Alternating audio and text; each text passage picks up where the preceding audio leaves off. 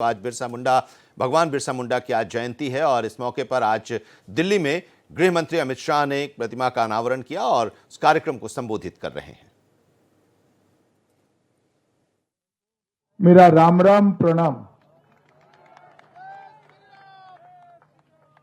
भाइयों बहनों, आज भगवान बिरसा मुंडा की 150वीं जयंती और 150वीं जयंती के इस अवसर पर मैं एलजी साहब को मन से बधाई देना चाहता हूं कि ये बांसेरा के शुरुआत में ही भगवान बिरसा मुंडा की वीरता पूर्वक खड़े हुई प्रतिमा का आज यहां पर स्थापन किया गया। हमारे प्रधानमंत्री जी ने 2021 में ही आज के दिन को हमेशा के लिए भारत आदिवासी गौरव दिन के रूप में मनाएगा, एक घोषणा की थी। क्योंकि आज ही के दिन यहां से दूर सुदूर झारखंड में एक छोटे से गांव में भगवान बिरसा मुंडा का जन्म हुआ था और इनकी ये 150वीं जयंती के उपलक्ष्य में ये पूरा साल आज से लेकर अगली 15 नवंबर तक ये पूरा वर्ष आदिवासी गौरव दिन के रूप में मनाया जाएगा। क्योंकि भगवान बिरसा मुंडा आदिवासियों के लिए तो अपनी मूल संस्कृति के उद्धारक बने ही, परंतु 25 साल के अल्प जीवन के अंदर भी इन्होंने देश भर के अनेक लोगों के लिए जीवन कैसा होना चाहिए, जीवन किसके लिए होना चाहिए और जीवन किस ध्येय को समर्पित होना चाहिए, इसको बहुत स्पष्ट रूप से अपने कर्मों से व्याख्यायित किया। निश्चित रूप से भगवान बिरसा मुंडा आजादी के महानायकों में से एक। उस जमाने में 1875 में इतनी कम आयु के बच्चे ने अपनी सेकेंडरी शिक्षा लेते लेते धर्मांतरण के खिलाफ आवाज उठाने का काम किया था। जब पूरे देश पर और 2/3 दुनिया पर अंग्रेजों का शासन था, ऐसा कहते हैं कि अंग्रेज की महारानी का सूर्य उस वक्त कभी डूबता नहीं था। उस वक्त मक्कमता के साथ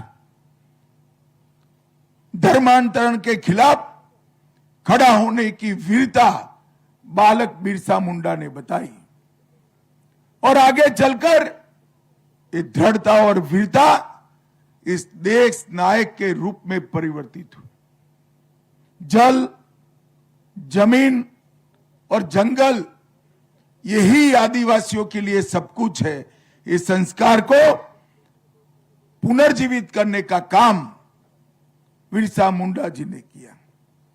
उस वक्त जनजातीय समाज में ढेर सारी जागरूकता लाए, मदिरापान का विरोध किया, जमींदारों की शोषणयुक्त व्यवस्था का विरोध किया और ब्रिटिश राज का भी विरोध करने का काम किया। सामाजिक सुधार के लिए ये देश का आदिवासी समाज हमेशा के लिए भगवान बिरसा मुंडा का आभारी रहेगा और उनके स्वतंत्रता और धर्मांतरण के खिलाफ के आंदोलन के लिए भी ये पूरा देश भगवान बिरसा मुंडा का आभारी रहेगा। मुझे अभी अभी हमारे एलजी साहब ने बताया ये 30,000 हेक्टर 30 एकड़ भूमि में ये बांसेरा जो बसाया है, एक जमाने में यहां कूड़े का ढग हुआ करता था और आज यहां लाखों लाखों की संख्या में पक्षी आते हैं और आज कुदरती ये परिवर्तन जब कोई सरकार मन में जन कल्याण और समाज का कल्याण लेकर निकलती है तब कैसे होता है, इसका एक आइडियल एग्जाम्पल है। हम भगवान बिरसा मुंडा के जीवन को, धरती आबा के जीवन को दो हिस्सों में बांटकर देख सकते हैं। एक आदिवासी संस्कृति की रक्षा, इसके प्रति प्रतिबद्धता, और दूसरा मातृभूमि की आजादी के लिए, इसकी रक्षा के लिए सर्वोच्च बलिदान देने का जज्बा। ये दोनों क्षेत्रों में 25 साल की आयु क्या होती है? 25 साल की आयु में भगवान बिरसा मुंडा ने अपने कर्तृत्व से ऐसी कथा लिखी जिसके कारण 150 साल के बाद भी पूरा देश आज भगवान बिरसा के सामने नतमस्तक होकर खड़ा है। और अंग्रेजों के खिलाफ क्रांति की ज्योति जगाई और आदिवासियों की स्थिति के बारे में न केवल देश, पूरी दुनिया का ध्यान दिलाया। भगवान बिरसा मुंडा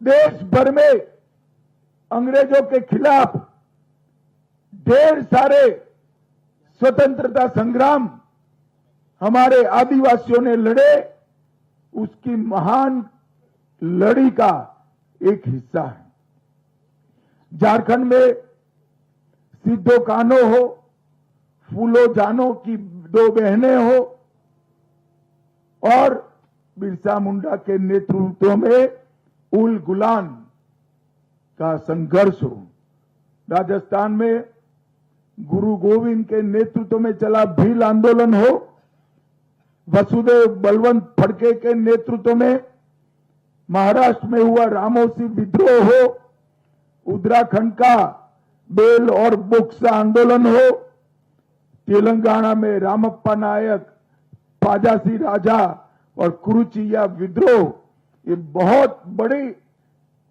आजादी के लिए संग्राम तेलंगाना के आदिवासियों ने किया। मध्य प्रदेश में शंकरसा का सन 57 का पराक्रम हो, दुर्गावती का मुगलों के खिलाफ आत्म बलिदान हो, या बेगांव का आंदोलन हो, तात्या भील का आंदोलन हो, ये भी आदिवासियों के नेतृत्व में चला। पूर्वोत्तर में खासी और नागा, इन्होंने भी अंग्रेजों के दांत खट्टे करे और नागालैंड में रानी मां ने अंग्रेज सरकार की नींद उड़ाने का काम किया। परंतु दुर्भाग्य की बात है कि आजादी के बाद ये महानायकों को भुलाने का काम किया। 2015 में नरेंद्र मोदी जी ने एक निर्णय किया कि 200 करोड़ की लागत से देश भर में 20 आदिवासी महानायकों के संग्रहालय बनाए जाएंगे, जिससे हमारे बच्चे ये महान संघर्ष को याद। और मुझे याद है, मुझे आनंद है कि इसमें से 3 संग्रहालय अब तक बन चुके हैं और मोदी जी ने भगवान बिरसा मुंडा संग्रहालय रांची, जबलपुर में शंकरसा रघुनाथ सा का संग्रहालय और छिंदवाड़ा में बादल भियो जनजातीय स्वतंत्र सेनानी का संग्रह, ये तीनों का 2021 में उद्घाटन करने का काम कर दिया। और 2026 के पहले ये सभी के सभी संग्रहालय तैयार होकर हमारी युवा पीढ़ी को इतिहास और देशभक्ति का वारसा देंगे।